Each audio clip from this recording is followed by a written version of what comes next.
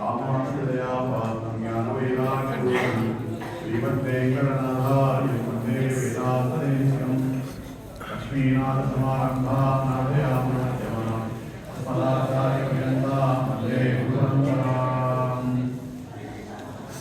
భాగవతంలారా మనందరం కూడా అలా ఒక్కొక్క గోపికను నిలవేస్తూ ఈరోజు 13వ పాశంలోకి ఈ తిరుప్పావై మహోత్సవంలో 13వ పాశం అనుసంధానం చేస్తూ ఇక్కడ చేరినాం.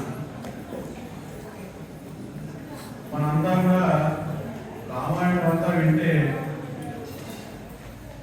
సీతమ్మ వారిని రావణాసుడు అపహరించినాడు అని చెప్తారు.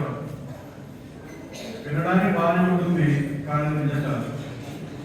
అదేమిటి స్వామి, నేను నెక్స్ట్ రామాయణమే రంగ ఈ సీతమ్మ వారిని రావణాసుడు అపహరించినట్టే ఉంది కదా, మీరేమో అది కాదంటున్నారేమిటి అంటే, సీతమ్మ వారిని రావణుడు అపహరించలేదు. సీతమ్మ వారు అక్కడ రావణుడు అపహరించినటువంటి దేవతామూర్తులు స్త్రీలు ఎంతో మంది ఉన్నారు. వాళ్ళందరినీ రక్షించాలని తను అక్కడ వెళ్ళి రావణ వారిని రప్పించి రావణ సంహారం చేయించింది అమ్మవారు. అంతేగాని అమ్మవారు వెళ్ళలేదండి. ఏదో సినిమాలు చూస్తుంటారు కదా, గీత దాటిని వెళ్ళిపోయింది, గీత దాటిని తీసుకెళ్ళిపోయాడు, ఆమె తెలియదు. అలాగా సాక్షాత్ శ్రీ మహాలక్ష్మికి ఆమెకి ఏం చేయాలో తెలియదా? అటువంటిది ఆ అమ్మవారు విషయం చెప్తారన్నమాట. అంటే అమ్మవారు ఏం చెప్పిందంటే, ఈ రావణుడికి 10 తలకాయలు ఉన్నాయి, అందుకని తను 10 నెలలు ఉండింది ఆ అశోకవనం. 10 నెలలు, ఒక్కొక్క తలకు 1 నెల. మరి 11 నెలలు కాలేదు, 9 నెలలు కాలేదు. కారణం ఏమిటంటే ఇవన్నీ జగత్ సంరక్షణ కొరకు జరిగేటువంటి విషయం. తెలియని వాళ్ళు ఎదుర్కొంటారంటే ఏదో ఆయన వచ్చాడు ఎత్తుకుపోయాడు.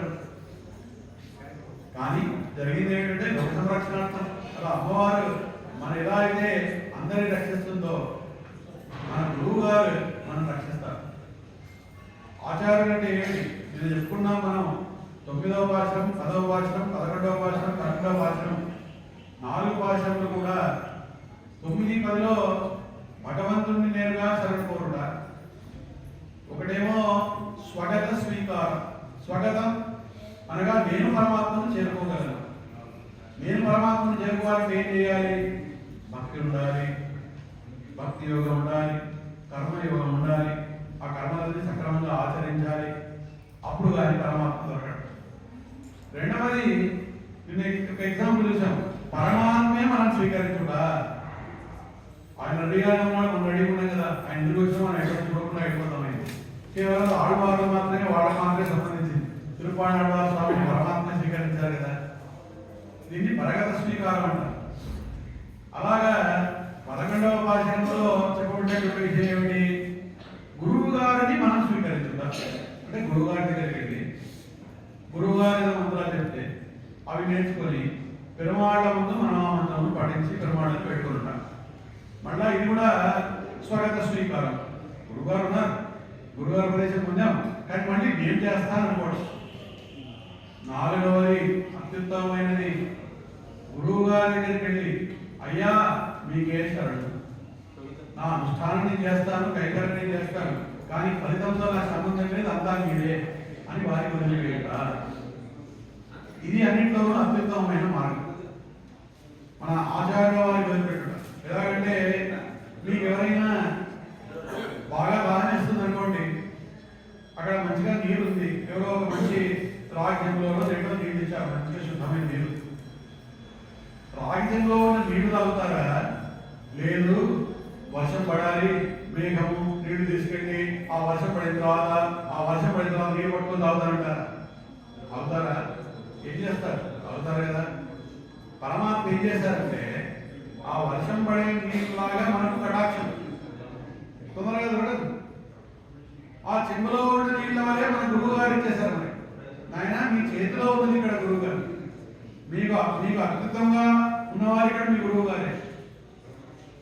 తిరుమల ఆడవారని ఆడవారు వారు ప్రబంధంలో చెప్తారు. మనం సాధారణంగా పురుషార్థ లక్షణములు అంటే మనము ధర్మార్థ కామ మోక్షములు 4 చెప్పుకుంటాం అన్నమాట. తిరుమల ఆడవారు అంటారు ప్రబంధంలో, ఈ పాలవారు సొలపట్ట 3 అంటారు, అసలు మోక్షమే లేదంటాడు. ఆడవాళ్ళంటే మోక్షమే కదా, మనందరం కోరుకోవాల్సింది మోక్షమే కదా అంటే మోక్షమే లేదండి అంటాడు.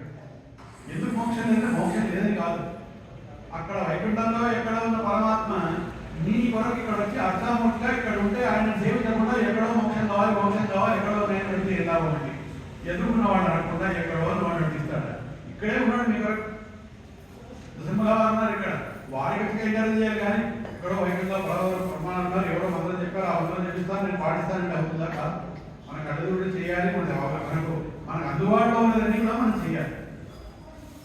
నిన్నటి భాషలో అలా మనకు ఆచార్యుల వారి యొక్క కృప ఉంటే ఎలా పాల్గొంటుంది, ఆచార్యుల వారి కృపతో మనం ఎలా చేయొచ్చు. పూర్వం భగవద్ రామానుజుల వారి కాలంలో యజ్ఞమూర్తి అనే ఒక మహాపండితుడు ఉండేవాడు. సాక్షాత్ భగవద్ రామానుజుల వారు వారితో వాదం చేయాలి, ఏ సిద్ధాంతంలో ఏముంది. ఇప్పుడంటే వాదం అంటే ఏం లేదండి, మనం ఒకరు మాట్లాడకముందే మనం మాట్లాడేస్తున్నాం, అది ఎందుకు వాటి వినం. అప్పుడు అలా ఉండేది కాదు. భగవద్ రామానుజుల వారి వ్యాఖ్యానం తీసుకున్నా, బ్రహ్మసూత్ర వ్యాఖ్యానం తీసుకున్నా, ఎటువంటి వ్యాఖ్యానం తీసుకున్నా వారు ఈ సిద్ధాంతంలో ఇలా అన్నారు, ఇక్కడ ఇలా చెప్పారు, ఇక్కడ ఇలా చెప్పారు అన్నీ రాసి, కానీ ఇది విషయం అని చెప్పి రాసేవారు. అంటే ఎదుటి వాళ్ళు చెప్పింది పూర్తిగా విని అర్థం చేసుకొని దాని సొల్యూషన్ ఏంటని ఇవ్వాలి, అంతేగాని వాళ్ళు మాట్లాడి కూడా మనం చెప్పేస్తే సొల్యూషన్ కాదు. అలా ఒక గొప్ప యజ్ఞమూర్తి అనేవారు వారు 17 రోజులు వాదోపవాదం నడిచింది రామానుజుల వారికి. 17వ రోజు రాత్రి పడుకునేటప్పుడు రామానుజుల వారికి ఒక విధమైన భయం కలిగింది. ఏమిటి మా గురువు గారు గురు పరంపరలో వచ్చిందంతా మరి ఈ సిద్ధాంతాన్ని నిలబెట్టగలుగుతానా, మరి మధ్య ఆర్గ్యుమెంట్ ఏమవుతుంది, ఎలా అవుతుంది ఏమిటి, వారికే ఒక విధమైన సంశయం. అంటే సాక్షాత్తు ఆదిశేషావతార వారికే సంశయం అంటే మానవజన్మ వచ్చింది కదా, ఈ మానవజన్మ వస్తే డౌట్ వస్తుంటాయి. ఇవన్నీ వారికి తెలియవని కాదు, వాటి డౌట్ అని కాదు, మనం ఎలా ఉన్నామని చూపెట్టడానికి ఇవన్నీ ఉదాహరణలు. మనం రేపటినాడు మన జీవితం ఎలా ఉంటుంది, మనం ఎలా ఉండాలని చెప్పడానికి ఉదాహరణలు ఇవన్నీ కూడా. అప్పుడు భగవద్ రామానుజుల వారు అలా పడుకున్నప్పుడు సాక్షాత్ పెరుమాడు వరదరాజ పెరుమాడు వారికి కథలు వచ్చి, మీ గురువు గారు చెప్పినటువంటి సిద్ధిత్రయం మర్చిపోయావా అని అడుగుతారు. అంటే గురు కటాక్షం అనేది అంత గొప్పది. ఆ గురువు గారు చెప్పినటువంటి సిద్ధిత్రయం గుర్తు చేసుకొని మరుసటి రోజు రామానుజుల వారు అక్కడ వచ్చేస్తుంటే, అలా మనకు ఉంటుంది కదండి, ఒక బ్యాట్స్మెన్ ఎంతో కాన్ఫిడెంట్ గా క్రికెట్ మ్యాచ్ ఆడడానికి వస్తే ఎలా ఉంటుంది, తెలుపు అబ్బాయిలు ఆడేస్తారా బాబు, వాడు ముఖం చూడాలి అయిపోయింది మీరు అనుకుంటాం. అట్లా మన భగవద్ రామానుజుల వారు అక్కడ ఇచ్చేస్తుంటే అక్కడే అర్థమైపోయింది అందరికీ కూడా. అటువంటి ఆ యజ్ఞమూర్తి అనేవారు వీరికి దాసుడయ్యారు. రామానుజుల వారికి దాసుడైతే వారి తర్వాత ఆ కాంచీపురం వరదరాజ పెరుమాళ్ అనుగ్రహంతో వీరు దాసుడయ్యారు కాబట్టి వారికి అరుడాళ పెరుమాళ్ ఇంద్రమానార్ ఈ పేరులో సగం వారి పేరులో సగం పెట్టి వారు వారి ఆశీర్వదిస్తున్నారు రామానుజుల. ఇదంతా ఏం చెప్తున్నానంటే సాక్షాత్తు మనందరికీ జగద్గురువులైనటువంటి భగవద్ రామానుజుల వారు కూడా ఆ గురువు యొక్క ప్రభావాన్ని అంత విషయంగా మనం తెలియజేశారు. ఇక ఈ 13వ పాఠం 14వ పాఠం చూస్తుంటే ఏదో సంహారము, ఎవరో సంహరించినట్టు ఎవరో చంపినట్టే ఉంటుంది. ఉల్లిపాయి కొల్లారక్కని గిల్లి కడందాని కీర్తిమై పాడిపోయి. పుల్ అనగా పక్షి, పుల్ ఇన్ వాయ్ ఇండాలి, 2 అర్థాలు. అంటే ఏదైనా ఒక పక్షి యొక్క నోరును చింపేసి దాన్ని సంహరించడం ఒక అర్థం. ఇది కృష్ణావతారంలో బకాసుడు అనే ఒక రాక్షసుడు ఆ కొంగ రూపంలో వచ్చినప్పుడు దాన్ని కృష్ణుడు సంహరించుట అని తీసుకోవచ్చు. ఆండాళమ్మవారు నిన్నటి భాషలో ఏ అవతారం గురించి చెప్పింది ఎవరికైనా గుర్తుందా? లేదా నిన్న పెట్టిన చక్కెర పొంగల్ పెట్టారండి, పొంగల్ పెట్టలేదు, అందుకని గోష్ఠి నేను మాత్రమే గుర్తుందా? కాబట్టి ఉంది కదా రామావతారం గురించి చెప్పుకున్నాను. రామావతారం గురించి చెప్పుకున్నప్పుడు ఎక్కడ ఆండాళమ్మవారు తను ఎక్కడ ఉన్నట్టు భావించే కృష్ణ భాషలన్నీ గోకులంలో ఉన్న వాళ్ళకి ఎక్కడన్నా రామావతారం చెప్తే వింటారండి. వాళ్ళకి కావాల్సింది ఏంటి, వాళ్ళ సంపద ఏంటి, మా కృష్ణయ్య మా కన్నయ్య ఇక్కడున్నా అని చెప్పకుండా ఎక్కడో రామంటావు ఏదో అంటున్నావు ఏమిటి అన్నారు. అంటే అమ్మవారి నిజంగా కాదు నేను అమ్మవారిని చెప్పలేదు, కృష్ణుడి గురించే చెప్పాను కదా, కానీ మనసులో మాత్రం రావడం గురించి చెప్తుంది. ఈ భాషలో ఒక మంచి ఉదాహరణ మనం కూడా చెప్తాం కదండి. ఎదుటి వాళ్ళకి కూడా ఏదైనా అడిగితే వాళ్ళకి అనుకున్న ఆన్సర్ చెప్తాం, కానీ మన మనసులో వేరే అవుతుందని భావన, ఆన్సర్ మాత్రం వాళ్ళకి అనుకున్నగా అవుతుంది. సో ఒళ్ళింబాని అన్నప్పుడు అర్థం ఏంటంటే ఆ బకాసుడు అనే ఆ కొంగను సంహరించినటువంటి అర్థం వస్తుంది. ఇంకోటి ఏమిటంటే పుల్ అంటే పక్షి, పుల్ ఇన్ వాయుకిండానే పక్షి అంటే పక్షిరాజు అయినటువంటి జటాయువు, వాయు అంటే వాయుకే అంటే జీవితాన్ని అపహరించినటువంటి పొల్లారక్కని ఆ రావణాసురుడిని. అసలు రావణాసురుడి పేరు తీసుకోవడం కూడా ఇష్టపడలేదు అంటారు. పొల్లారక్కని అనగా జటాయువుని సంహరించినటువంటి ఆ రావణాసురుని సంహరించినటువంటి ఆ రామచంద్రుడి కీర్తిని పాడుదాం. ఇక్కడ ఉన్న వాళ్ళకి ఏమర్థమైంది? బకాసురుడిని సంహరించినటువంటి కృష్ణ పరమాత్మ కీర్తిని పాడుదాం. ఒకే అర్థం రెండుసార్లు చేసుకోవచ్చు మనం. రామావతారం తీసుకుంటే అర్థం అలా వస్తుంది, కృష్ణ అవతారం తీసుకుంటే అర్థం ఇలా వస్తుంది. అంటే ఏదైనా పర్వాలేదు, తెలుసుకోవాల్సింది ఏంటంటే ఏ పరమాత్మ అయినా ఒకటే, అందరికీ మనం మాత్రం శరణాగతులను మాత్రం తెలుసుకోవాలి, మర్చిపోకూడదు. പുലിൻവായ് കിട്ടാനി പുല്ലാരക്കനെ കിള്ളി കളന്താനി ഇത്തിരി പാടിപ്പോയി పిల్లగడెల్లారం పావై కళంకార్. పిల్లగడెల్లారం అందరూ కూడా పావై అంటే మొదట్లో తెలుసుకున్నాం. తిరుపావై తిరుపావై తిరుపావై ఏమిటి తిరుపావై? వ్రతము. పావై కళం అంటే వ్రతము చేయు స్థలము. ఎక్కడ చేస్తున్నారు వ్రతం? ఎవరు చేస్తున్నారండి? వ్రతము అనుష్ఠానం చేస్తున్నటువంటిది గోపికలు బృందావనంలో. తను చేస్తున్నట్టు అనుకారం వ్రతం చేస్తున్నట్టు ఆండాళ్ శ్రీవిలుగుతుల్లో. మనందరం అభ్యాసం చేస్తున్నటువంటి అవగాహన హైదరాబాద్. మనందరం అభ్యాసం చేస్తున్నాం వ్రతాన్ని. ఏదో పొద్దున ఎంత వస్తున్నారని అందరూ అలా చూడండి. ప్రతిరోజు వచ్చిన వాళ్ళు రోజు వస్తున్నారు. పాపం ఎవరు కూడా యాక్షన్ కావట్లేదు, దుమాలు ఉండట్లేదు. ఈరోజు వచ్చిన వాడు ఈ ప్రసంగం ఏదో చాలా బోరుగా ఉంది స్వామి, 2 రోజులు నిశ్చితంగా ఉంటే బాగుండేదని రాకుండా ఉండట్లేదు. వింటున్నారు, ఏది చెప్పినా వింటున్నారు, కరెక్ట్ అలాగా తెలియదు, అన్నీ వింటున్నారు. అంటే ఈ వ్రతం యొక్క అభ్యాసం మనం చేస్తున్నాం. ఇక్కడ పావై కళం అంటే మనం ఎక్కడైతే వ్రతం చేస్తామో ఆ స్థలమే పావై కళం. పావై కళము కావాలి అంటే ఇప్పుడు పిల్లగడెల్లారం పావై కళము కావాలి. వెళ్ళి అడిగింది వ్యాయం ఉరకింది. వెళ్ళి అనగా శుక్రుడు, వ్యాయం అనగా గురువు. శుక్రవారం గురువారం అనుకున్నామా? కాదండి. శుక్రవర్ణము, శుక్రుడు అనగా తెలుపు వర్ణం, గురువు అనగా నలుపు వర్ణం. అంటే తెల్లవారితే ఏమవుతుందండి? అంధకారం పోయి మనకేమవుతుంది? వెలుగు వస్తుంది కదా. అనగా నల్లటి వర్ణం ఉన్నటువంటి అంధకారం వెళ్ళి తెల్లటి వర్ణం ఉన్నటువంటి సూర్యోదయం అయ్యింది అని చెప్తుంది విజయం అంటూ. అలా కన్విన్స్ అవుతుందో లేదో అని పుళ్ళం శిరం వినగా పోదరి కండినాయి. ఇక్కడ మళ్ళీ పుళ్ళు అంటే పక్షులు బయలుదేరాయి అంటే లోపల లోకండి. ఈ పక్షులు బయలుదేరాయని మొదటి పాఠంలో చెప్పారు కదా, మళ్ళీ ఇప్పుడు చెప్తున్నారండి అంటే ఇంకా తెలవలేదా అని గుర్తు తెచ్చుకోండి. 5 భాషలు మాయనైకున్న వరకు అవతారిక అని చెప్పారు. 6వ భాషను ఏమిటి? పుళ్ళం శిరం వినగాన్ మళ్ళీ ఇక్కడ పుళ్ళం శిరం వినగాన్. లోపల చాలా ఇంటర్నెట్ చెప్పింది. అప్పుడే అన్నారు కదా పక్షులు బయలుదేరాడు. ఇప్పుడు పక్షులు అంటే ఇంకా పొద్దున 3:45 అయింది.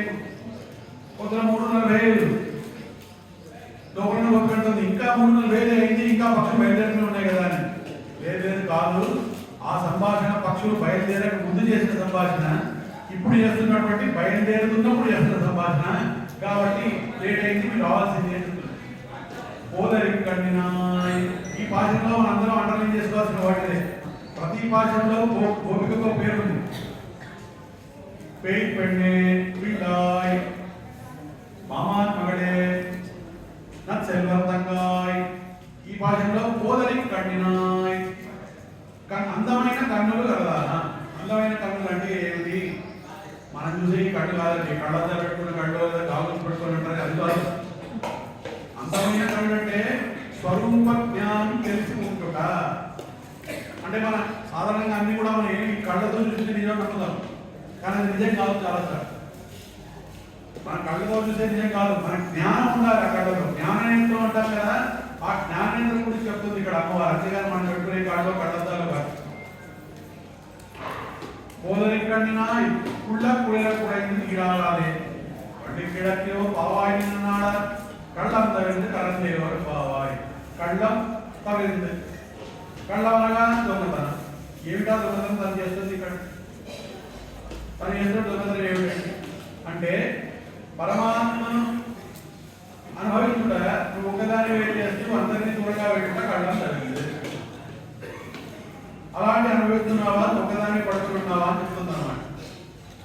ఈ పాఠంలో అన్నిటికంటే ముఖ్యమైనది ఏమిటంటే మనకు మీరందరూ రోజు కాలక్షేపాన్ని బాగు అవుతున్నారు, చాలా బాగా వింటున్నారు. కాలక్షేపం ముఖ్య ఉద్దేశం ఏమిటి అంటే సత్సంగం. భగవద్గీతలో శ్రీకృష్ణ పరమాత్మ చెప్తారు, నన్ను పొందాలంటే నువ్వు ఒక్కడివే అనుష్ఠానం చేస్తాను. ఇదేమిటండి ఆటాడమ్మవారేమో అందరం కలిసి వెళ్దామంటుంది. ఈ శ్రీకృష్ణ పరమాత్మేమో ఒక్కడిగా అనుసరించాలంటున్నాడు. మరి పరమాత్మ ఆటాడమ్మవారు వ్యతిరేకమా, ఒకరి వేరు పార్టీలా అంటే పరమాత్మ ఆటాడమ్మ వేరు పార్టీ కాదు. పరమాత్మ ఏమన్నారంటే సత్సంగం లేని చోట నువ్వు ఒకడి ఆ దుస్సంగం ఉన్నట్టయితే మంచివాళ్ళు లేనట్టయితే అక్కడ దూరంగా నన్ను కొరువు అని చెప్పారు ఆయన. అమ్మవారు ఏం చెప్పిందంటే పరమాత్మ నామ సంకీర్తన చేసినప్పుడు అసలు దుస్సంగం ఎక్కడ ఉంటుందండి, దుష్టులు ఎక్కడ ఉంటారు, అక్కడ అందరూ కూడా మంచివాళ్ళు కాబట్టి అందరూ కలిసి చేయాలని చెప్పింది. అంటే మనం గురువుల ద్వారా వెళ్ళాలి. పరమాత్మ ఏం చెప్తారంటే మనం ఇలా పరమాత్మను పొందాలి. అర్జునుడు విచారిస్తుంటాడు, కృష్ణ నాకు కర్మల యొక్క ఫలితం ఏం లేదు కాబట్టి నేను మిమ్మల్ని పొందలేనేమో, నాకు ఈ భక్తి జ్ఞానం రాదేమో అంటారు. పరమాత్మ అంటారు, నీ కర్మల యొక్క ఏమన్నా మిగులు కర్మలు ఏమన్నా ఉండి వాటి దోషములు ఏమన్నా ఉంటే నా పేరు తెలుసుకో, అవన్నీ వెళ్ళిపోతాయంట. అంతేగాని మోక్షం ఇస్తానని చెప్పలేదు. పరమాత్మ చాలా తెలియనివాడు. నీ కర్మల వల్ల ఏమన్నా ప్రాబ్లం ఉంటే అవి తీసేస్తాను, నా పేరు తెలుసుకో, తర్వాత నేను ప్రయత్నం చేసి తర్వాత మోక్షం వస్తుంది లేకపోతే లేదు. ఎక్కడ జరిగిందండి ఇది? భర్తల వారికి ఎప్పుడు జరిగింది కదా. భర్తల వారు ఏం చేశారు, శ్రీరామచంద్రుడు దగ్గరికి మీరు రావాల్సింది రాజ్యానికి అన్నారు, వెళ్ళారా? వెళ్ళలేదు. ఈ పరమాత్మ ఎటువంటి వాడంటే ఆయన ఒక్కోసారి ఇవ్వచ్చు, ఇవ్వకపోవచ్చు. ఇక్కడ చెప్తున్నటువంటి ఈ భాషలో చెప్తున్న విషయం ఏంటంటే 3 మంత్రాలండి చాలా ముఖ్యమైనటువంటి. ఒకటి చరమ శ్లోకం, ఒకటి ద్వయ మంత్రం. ఈ రెండింటిలో కూడా చరమ శ్లోకం మొట్టమొదట ఎవరెవరికి చెప్పారు అంటే బదరికాశ్రమంలో ఆ నారాయణ అక్కడ పర్వతంలో ఉండి ఒక నరుడు అనేవారు ఒకరికి చెప్పారు, ఒకరికి 1-to-1 కరస్పాండెన్స్. తర్వాత క్షీరాబ్ది సాగరంలో అమ్మవారికి ప్రమాణం చెప్పారు, అక్కడ కూడా 1-to-1. తర్వాత చూసినట్టయితే మళ్ళీ నెక్స్ట్ ఎక్కడ వచ్చిందండి, ఈ అలా ఆచార్య వారి నుంచి ఒక్కొక్క గురువు గారి దగ్గర నుంచి ఒక్కొక్క శిష్యుడికి మాత్రమే వెళ్ళేది. అర్జునుడికి చెప్పారు, అక్కడ చెప్పినప్పుడు ఎవరికైనా అనిపించిందంటే ఆయన చెప్పిన విషయం ఎవరికి చెప్తే అర్జునుడు చెప్పారు. అంటే మనం ఈ విషయాలన్నీ కూడా పూర్వం అంతా కూడా ఎవరినో ఒకరికి మనం ఎంతో ఎలిజిబిలిటీ అర్హత ఉంటే తప్ప మనకి లభించేవి కాదు. ఇక్కడ ఈ భాషలో అమ్మవారు చెప్తున్నారు, ఏమని చెప్తున్నారు, మీ గురువు యొక్క వైభవం, ఆచార్య వైభవం ఎలా ఉంటుందంటే ఈ భాషలో ఉళ్ళం చెలమినగా కోదరి కణినాయి ఉళ్ళ కుడిల కూడా నీరాడాలి పళ్ళి కిడత్తియో బావాయి నాడా. మొదట చెప్తున్నప్పుడు పులిద్వాయి కిండాలి పుల్లారకని కిల్లిగలందాని కీర్తిమ పడిపోయి పిల్లగడెల్లారు పావై కళం ముక్కాయి. పావై కళం అంటే ఏమిటి? ఇక్కడ ఆచార్య గోష్ఠి. ఆచార్య గోష్ఠిలో ఆచార్యుల వారు మనకి ఇవన్నీ చెప్పేస్తున్నారండి. భగవద్ రామానుజుల వారు ఎవరికి తరం లేకుండా అక్కడ వరకు ఒక్కొక్కరిగా వచ్చింది ఆ ఉపదేశం అనేది.